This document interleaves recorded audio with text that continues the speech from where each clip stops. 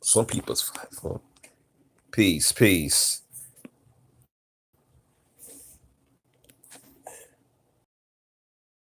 For a second. That the Griot, just like the so-called root or the weed, as I prefer to call it, is nothing more than a white media surrogate. There's certainly nothing else that they can be. It was launched and started by some black folks who were acting as stalking horses for their white media paymasters. The people who it was that put them out there, gave them their backing, and whose approval that they were fighting to have. These days, however, the Griot is owned by Byron Allen. It was almost exactly 2 years ago when he bought it, so if you want to know who's to blame on Team Black, because he's real black media. None of the new voices of black media that you listen to have ever heard from Byron Allen, and now you can see why.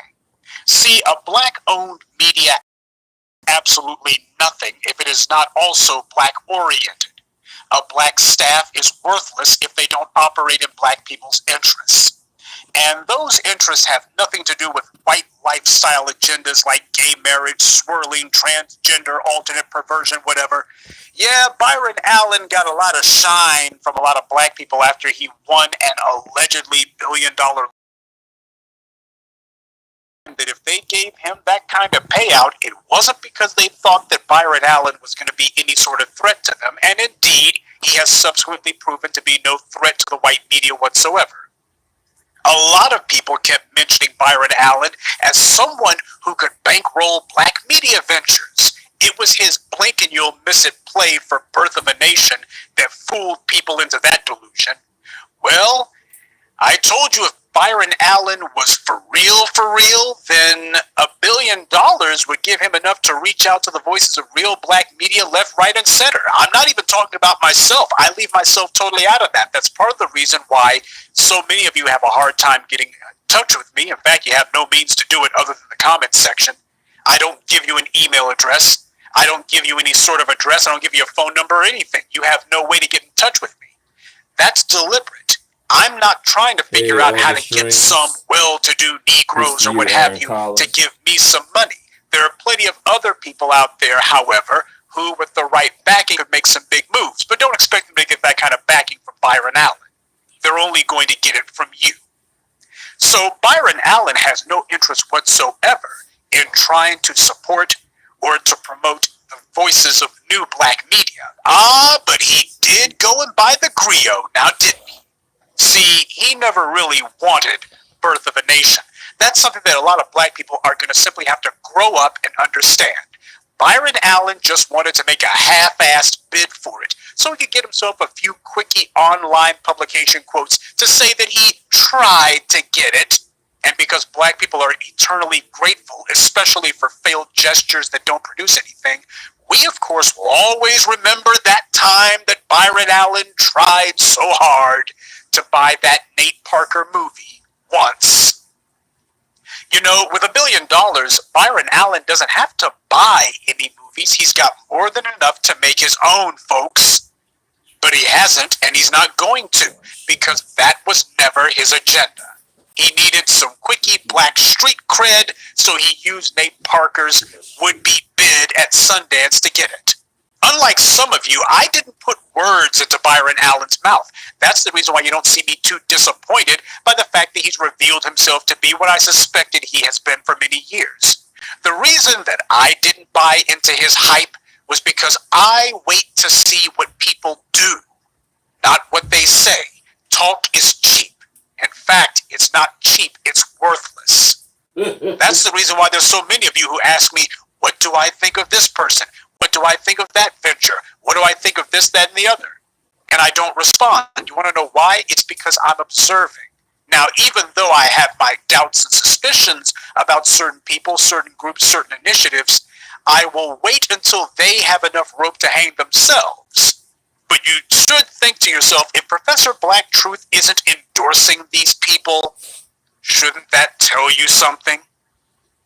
You'll know whether these clowns are actually on the level by whether or not they reach out to the new voices, whether they reach out with no strings attached, We've been out here for over a decade now, some of us, like myself, much longer than that.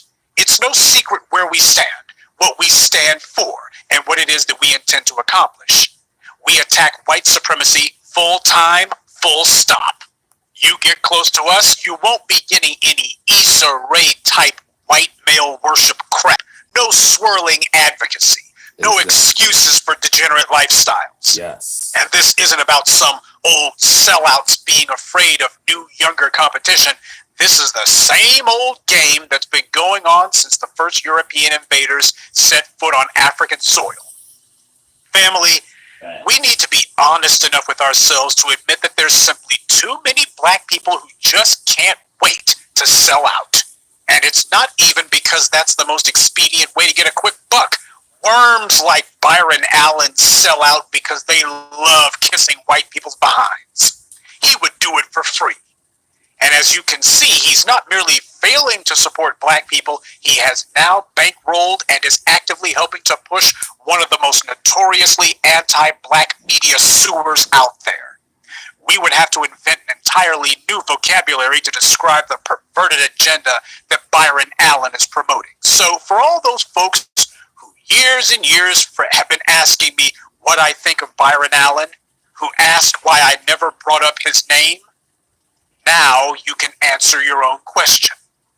He's no different than Agent DuVernay. She did her would-be documentary 13, and a lot of y'all, your hearts went pitter-pat. Oh, she's saying something about the 13th Amendment, meaning the institutionalization of public sector slavery. Well, she wasn't doing anything new, and she's revealed where she stood. Look, white supremacy understands that it has to be sophisticated in order to promote itself and give itself a new lease on life. In order to get over on black people, you got to be sophisticated now. The old D.W. Griffith birth of a nation stuff, that's simply too on the nose.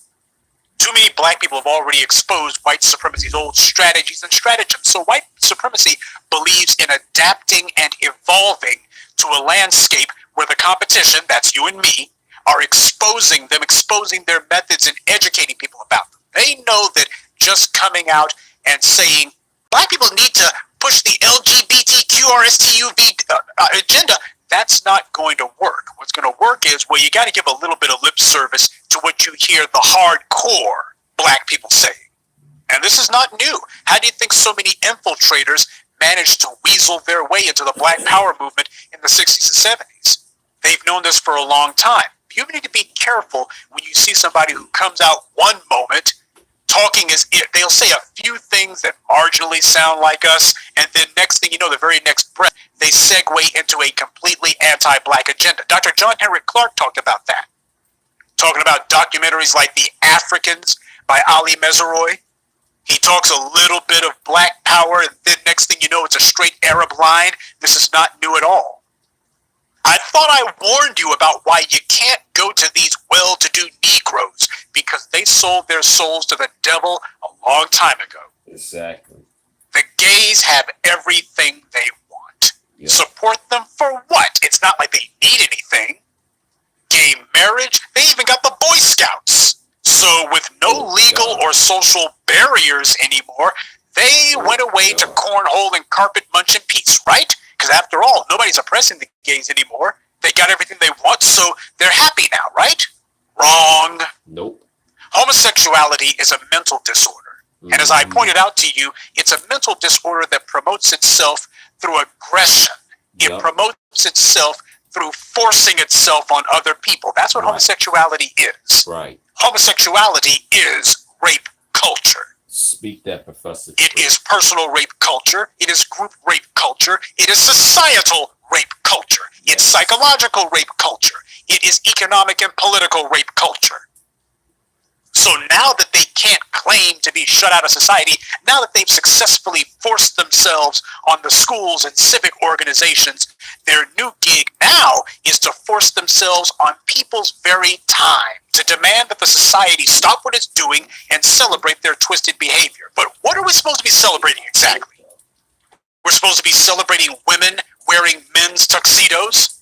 In what universe is that an accomplishment? In what universe is a fashion choice an accomplishment? How the hell is that supposed to make us happy to the point where we're supposed to clap our hands and say, you go girl, or you go boy, or you go non-specified gender entity? This is supposed to be what passes for a black media advocating this lunacy? This is Byron Allen advocating it. These clowns are supposed to be reporting what the black community thinks, right? Sure. If your definition of the black community is the handful of degenerates and morons on the Griot staff, people like Byron Allen, about it. These people hate the black community. They hate our values. They hate our insistence on being black first.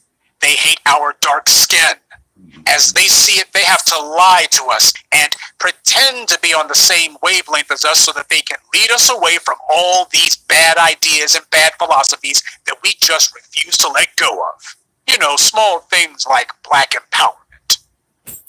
Small ideas like the only way to have a next generation of black people is for a black man and a black woman to form a union.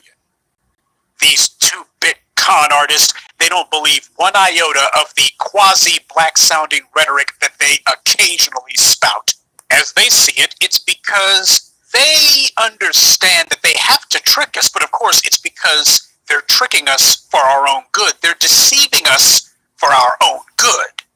Black people are merely tools to them, servants. We're only useful to the extent that we can be used to forward someone else's interests. So we've gone from being seen as merely useful as laborers on a physical plantation to now being nothing but workhorses on a socio-political plantation. Exactly, August Train. Job of black people to stop pursuing our own agenda, instead help to promote someone else's. And they do this in spite of the fact that they know that these other people's agendas are genocidal to us.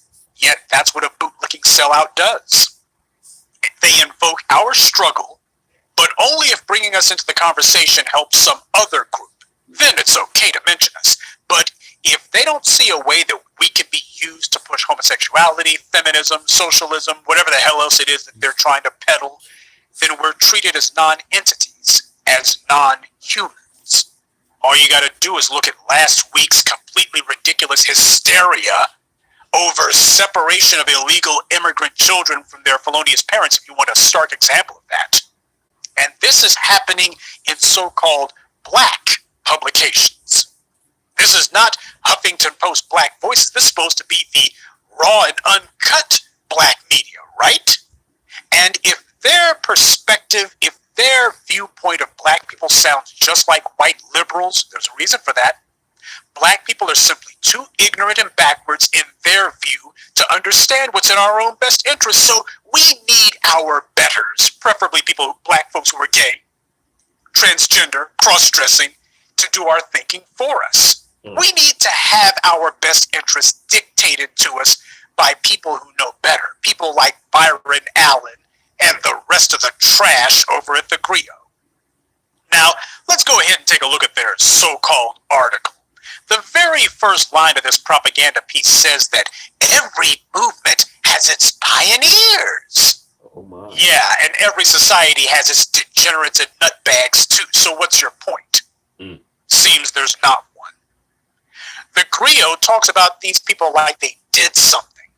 One line in their piece says, black groundbreakers and innovators who are reinventing and creating new ways toward acceptance. What?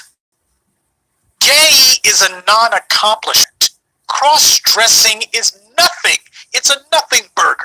But these morons are so pathetically desperate to try to give some sort of importance and meaning to their useless behavior that they have to vainly try to masquerade themselves as something more than pond scum. So they talk about their lifestyle, their bedroom activities, using the same vocabulary that was previously only reserved for scientists and researchers. This is what kind of mentality we're dealing with. A demented mind state that demands that sodomy be placed on the same pedestal as curing polio or inventing the automobile. They demand that men wearing high heels or women wearing jock straps be put in the same category as Dr. King?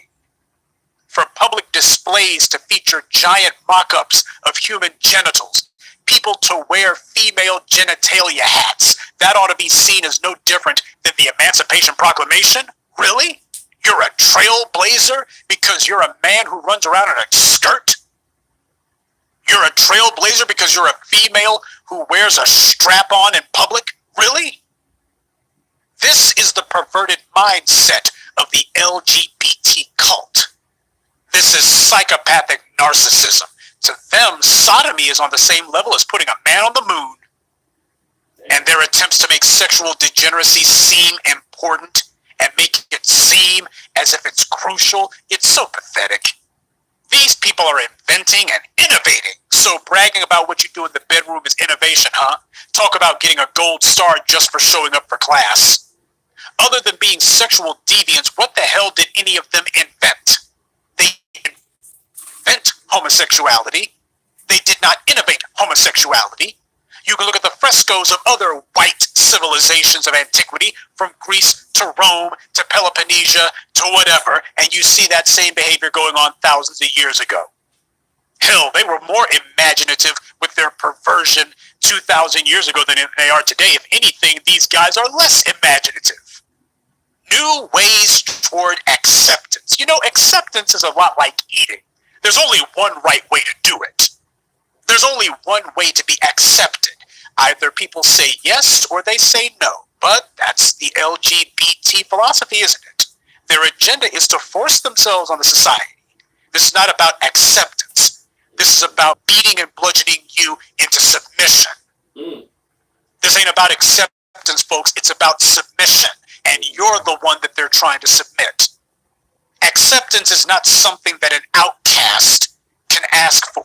It's something that the in crowd either gives or denies. Now, you can offer new things to be submitted for acceptance, but you can't make a new way to accept things.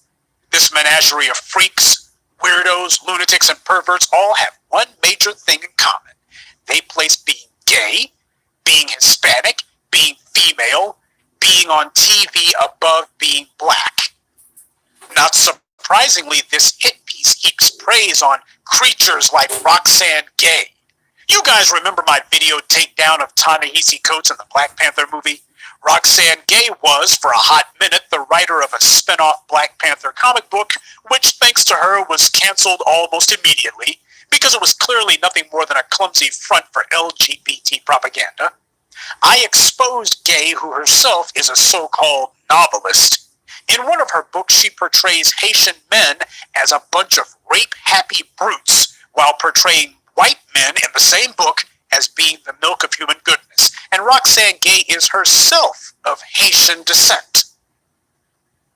See, the self-hate from these people is on multiple levels. They are just a swirling, toxic brew of self-hate, but the main thing that they hate is black. They don't hate gay. They don't hate white. They don't hate alternative lifestyle. The thing that unites all of them, the common thread that unites them all, is this absolute, vociferous, toxic, absolute hatred of black people. And needless to say that Roxanne Gay, or as I like to call her, the whale, she's a white media darling, and a darling of white media surrogates like the Griot. The Griot says that these kooks and nut jobs are, quote, inspiring the community with their vision. Now, I'm part of the community, and I can't think of anyone who knows about these clowns, much less is inspired by them. Tell me, who exactly is inspired by the sight of Andrea Jenkins? What black boy aspires to be a black woman when he grows up? And what little black girl wants to look like this? This person looks like they belong in a rubber room in a straitjacket. And here's another example of gender fluidity, Sharon Crooks. This transgender oddball got some attention for attending the DNC convention. Didn't do anything while he, she, it was there, but they showed up. So let's give them a gold star. So what child aspires to look like a stunt double from Maleficent? What person in their right mind is inspired by the walking freak show called Janelle Monáe? And inspired to what end? A black girl is going to be inspired to wear a tuxedo? Okay, and after you put on men's clothing, then what? What comes next? What follows next? Well, I'm going to put on men's shoes. Okay, and after you get through pretending to be a fake man for a few hours, then what? Is this all going somewhere? No one dresses like these clowns. No one cites them as being any sort of inspiration. Hell, the only reason that anyone even knows about Janelle Monáe is because the white media promotes her. But outside of that, nobody, I mean absolutely freaking nobody knows these clowns. Nobody goes to Andre Jenkins and asks him, her, what the world he thinks of political issues. Nobody looks at these people as being trendsetters. Nobody looks at them for ideas. Nobody looks at them for anything. They are stalking horses for an anti-black agenda. They are nothing more than mascots for anti-black hatred. That's the only purpose that they serve. You see, black folks might be confused by thinking that because a couple of prominent online websites who are made prominent by white money, you might think that because they get mentioned on this or that website that apparently that means something, but the white powers that be, they're not confused about that at all. They know that these people are empty nothings. They know that, and they treat them as such. They'll put them in front of you and tell you that these people are important, but the white folk who matter, they're not trying to promote this walking freak show, this dumpster fire of insanity as being important. They're not trying to indoctrinate white people to look and say, yeah, you ought to be looking at these guys for trends and ideas. They have something important to say. They're not trying to confuse their own people. They're trying to confuse yours. White people love seeing black dysfunction, and this is a smorgasbord of it. The gays have certainly been a public parade of mental derangement and behavioral idiosyncrasies. These aren't pioneers. This is a traveling circus of the damned. And the Griot is not a publication either. It's an online lunatic asylum, and clearly the inmates are running the joint. What they do isn't a symbol of pride. It's an undeniable sign of societal decay. When this is what your child grows up to be, that is irrefutable proof that you failed as a parent. You failed your child, you failed yourself, but most of all, you failed the black community. If your child is part of the lifestyle, then they will be nothing more than a force of disruption and chaos. Society doesn't need to celebrate mental derangement. We need to call it what it is and have them put into treatment. I had a good laugh, however, when this short list of mental midgets came to people like Abdul Ali Muhammad and Shani Akila, co-founders of something called the Black and Brown Workers Cooperative. There is just so much wrong with that title alone. As we all know, Black and Brown Cooperative is a contradiction in terms. But the Griot describes this cooperative as being a intersectional activist collective that combats white supremacy in local communities. Well, there's a mouthful of meaningless terms. There goes the LGBT crowd's favorite word, by the way, intersectional. They make sure to always push that propaganda. These chumps put that word out there first. Before they mention white supremacy, they make sure to say intersectional. They want to make sure that gets prominent placement first. That lets you know how their minds work. That's a matter of priorities. These chumps aren't fighting white supremacy. They are white supremacy's agents. You have no black, brown, anything. The Latino community hasn't spoken a word or lifted a finger on our behalf, and they're not going to because they never did it for the black Latinos in Latin America, who they mistreat and often kill frequently.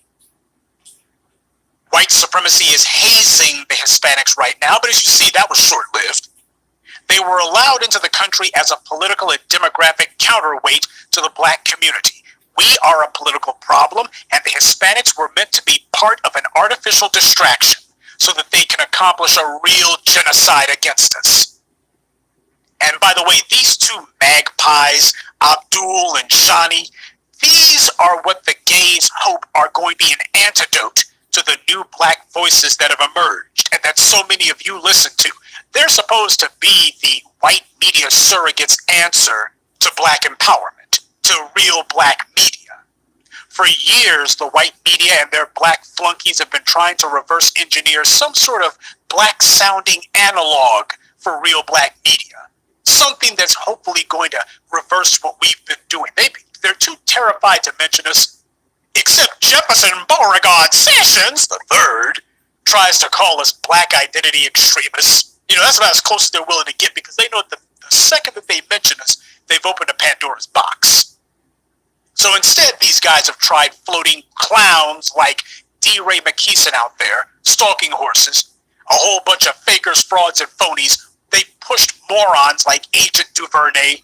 Roly-Poly Martin tried talking black for a hot minute, and none of them have worked. None of these stratagems have worked. You guys have not been swayed. You haven't been fooled. You haven't been deceived.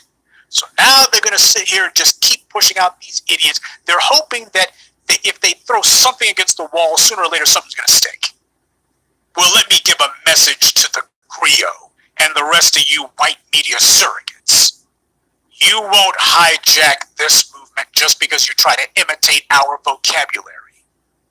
Black empowerment, real black media, we're a hell of a lot more than the words that we use. One of the lessons that we teach here is that words don't carry a whole lot of weight.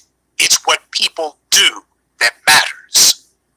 And if you sit here and start saying black empowerment or white supremacy in one sentence, and then in the very next sentence, intersectional, gay, LGBT, inclusive, big tent, you just told on yourself. You see, this is a time-honored classic tactic that they've been trying and failing to use against us. But I guess because it's worked so many times in the past, they're like, hey, this is the golden blackjack that never misses. Except this time it has missed, and it continues to miss. When you see Byron Allen coming out and pulling a stunt like this, that lets you know that white supremacy is upping the ante. The white supremacists still control, for the moment, the lion's share of electronic media. Problem is, they don't know how much longer that's going to be the case. So they use their enormous platforms to put on their own hand-picked puppets. Clowns like these two, they are controlled opposition. But the target of these white-owned sock puppets isn't us necessarily. By us, I mean the voices of real black media, the new voices that are speaking on your behalf. People like myself and others, we're not the target. The target is you, those of us listening to you. Too many of you are listening to us. And worse, you guys are acting on what we say. Remember the Root Articles hashtag? That's what they're scared of. What they see is they could never do something like that. The real power here has never been real black media. The real power has always been you. Your minds are the prize that we're fighting for. The prize, as I see it, is black empowerment, but the prize, as they see it, is to use us to push and to turbocharge and boost other people's agendas. Taking a couple of cherry-picked sellouts and putting some watered-down pro-black talking points in their mouths simply won't cut it. We've reported the ethnic cleansing of black on-air talent from the white networks. We've made people hip to this, and the few black mouthpieces left have been working double time pretending to talk tough about white supremacy when you can tell that they're playing it safe. Don't want to run off those racist white viewers who Comcast and Time Warner are hoping to attract. The white media's black surrogates are a threat, a dangerous one. They are the forward element of the white supremacist assault, which begins through propaganda. The job today is to stop these new voices who have proven that we cannot be bought off and that we cannot be corrupted. We're staying the course. We are the true believers who refuse to amalgamate ourselves. We're not watering down the message. And we're not going to change it even one iota so that we can make it acceptable to every degenerate, pervert, deviant, nut job, kook, and weirdo out there. White supremacy is not some all-powerful force. It is fragile. And the people who run it and who benefit from it, like Byron Allen and the Griot, they know it. So it's absolutely vital that they do everything that they can to keep us powerless. It Wouldn't take much to knock white supremacy down, but if a fragile entity is up against a powerless one, well, the fragile entity wins by default. There's a reason why no less than J. Edgar Hoover himself said that his very top priority as the chief domestic spy for white supremacy was to ensure that no black messiah ever arose among the African American community. Someone who could become a voice that could rally the people in the right way. When they talk about black messiah, they're talking about thought leaders. They're talking about us. This whole black identity extremist claptrap, that's the FBI dusting off the old J. Edgar Hoover playbook. Same scheme, just this time, they don't call us communist sympathizers. In the 60s and 70s, they eliminated the dangerous black voices by killing them. Taking them out. Well, thanks to technology, we're too widespread and too decentralized for that to work. So the plan now is to drown us out. So the constant parade of phony black leaders that white media outlets like CNN and MSNBC parade in front of the cameras, that's meant to keep up a steady drumbeat. These clowns don't go anywhere or do anything, and they're not meant to.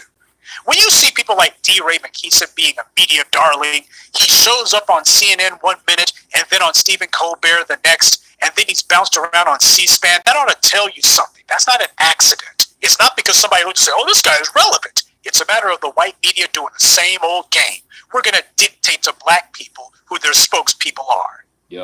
This is the white media equivalent of flooding the zone, if I may use a sports analogy. Spokesperson. These white-generated mouthpieces, they get a little bit of TV time, they spout some lines, and they're quickly discarded. Say some of the terms that we say, and by doing so, to undermine our message. So that people say, well, you know, I hadn't heard about real black media until just this month. But, you know, y'all sound, I heard D. Ray McKeeson saying the same thing. I heard Ava DuVernay saying the same thing. I heard Byron Allen saying the same thing. I heard these black-brown collective folks in Philly saying the same thing. And well, you guys are all pretty much the same, aren't you? That's what it's meant to do. It's meant to confuse people.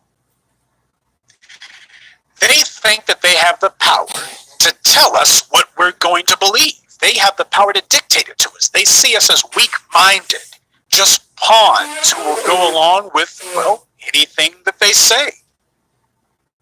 That we're mindless lemmings who will fly off a cliff for whoever has the loudest platform. They're supposed to be repeating what we say, folks. The Griot is supposed to be repeating what we say, not the other way around. We're supposed to be dictating to him what they post online. These guys are not going rogue, they've gone traitor. And as we saw with the Root articles, when we as a people decide to delegitimize them, they are helpless to stop it. You can't lead black people around by the nose if black people are constantly kicking and punching you. It was pathetic to watch the weed try to put a pretty face on what was undeniably a big fat L. They were publicly humiliated by the black community en masse, and there was nothing else that they could say, so they tried to laugh it off and act like, well, this is just a few folk. Yeah, a few folks who made something trend 3 times on Twitter. The very black public who they've been trying to manipulate said in one unified voice that we see the weed for the white surrogates that they are. They got their little baby nuts cut off in public, and it was black media, real black media, the new voices of black media who were holding the scissors. The media's job, any media's job, including ours, is to promote a value system. And you do that through promoting and pushing a particular set of narratives.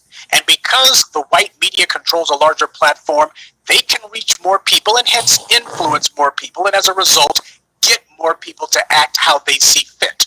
But now the public, the black public in specific, is beginning to fight back. You're not rallying around the Griot and the rest of these propaganda mills. You're coming to places like this. We are the ones who are the influencers. They're hearing all sorts of language that they previously didn't hear. And the thing is, no matter how they try it, no matter how much propaganda they pump out, it doesn't seem to be changing what black people say. There seems to be a critical mass of black people who ain't going for the okie doke. a particular group of black people who have decided that they're going to be listening to someone else. And they listen to the words that you use, but they also listen to the fact that you guys are persistent. Clearly, you guys are getting the buttressing and support of a group of media people who are saying something and they are constantly giving you brainwashing. That's what you get here at the B1 Brigade. We brainwash. We cleanse your mind of the white media's garbage. We practice mind control here. We teach you how to control your mind. And the white media and their suck-ups and surrogates like Byron Allen, they hate that. They resent that. Because power that they don't have means that that's less ability for them to sustain themselves. We're calling out these media whores and we're denouncing them. The grassroots are now deciding who's legitimate and who's not. See, that's what old Byron Allen, or should I call him alternative lifestyle Allen, that's what he doesn't understand and will never understand. Okay, he's got a little bit of money. Whoop-de-freaking do. Money means nothing if nobody bows down to your paycheck. If nobody's going to bow down in front of your wallet, then your money becomes meaningless. You can advocate for any position all you want. If the people aren't buying what you're selling, then it means nothing. Exactly. These white media surrogates, they see all this happening and they don't know how to stop it. We are hardcore ideologues, so they know that attacking us won't work. Trying to insult us or make us out to be the bad guys won't work. You guys come to us and you get a constant daily diet of truth, information, empowerment, and encouragement. You know that you're not alone, but it also helps when day after day you're able to come to a particular place and you hear people who are saying what you've always known to be true. And that helps you day after day because it refuels and recharges you day after day. Yes, it does. You come here and you get a power boost. And you get power trained. Do is repeat their own pathetic memes and lies, but they're repeating it to an increasingly shrinking audience. Our rise is their fear of. That's why they hate us. We're just getting started. So the goal now, the reason they're doing all this feverish, frantic, desperate pushing of anti-black propaganda is this is their last ditch. They're desperately hoping to peel off just enough of you guys so as to stymie and limit our growth. They don't have the ability to bring in anyone else. So what they're hoping is that they can slice away some of our base. But you guys haven't been going for it. This newest channel of mine that you're listening to me on now, this latest iteration of the Professor Black Truth Media Initiative, it's only been up for about a month and a half. Only since May 1st have these videos been going up. And yet, in only about a little over 45 days, this channel has over 9,000 subscribers. I want you to think about that. In 6 weeks, a little over 6 weeks, this thing has managed to get basically over 1,000 subscribers a week. That's huge. But what it also shows to the white media is every time you knock down one of Professor Truth's channels, it simply regrows itself, and when it gets back to full strength, it does it faster and faster and faster. That also tells them something about you guys. What that tells them is that you guys are coalescing around this message faster and faster. You're showing the discipline, and you're showing that you can move quickly. Yep. We're in a race war, folks.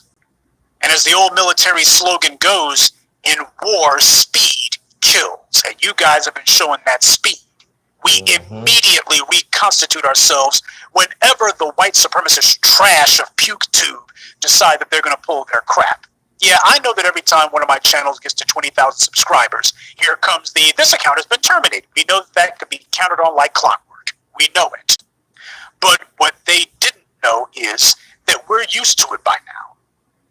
We have already been practicing the fine art of going underground and having our own below-the-radar communication networks. We've been doing that for the longest time. That ain't nothing new. So our resilience, our ability to rebound, that's a threat to them.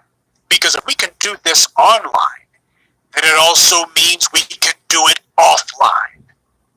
They understand that what's done in the digital world, it can easily translate to the real one. So they got to find a way to take our eye off the ball.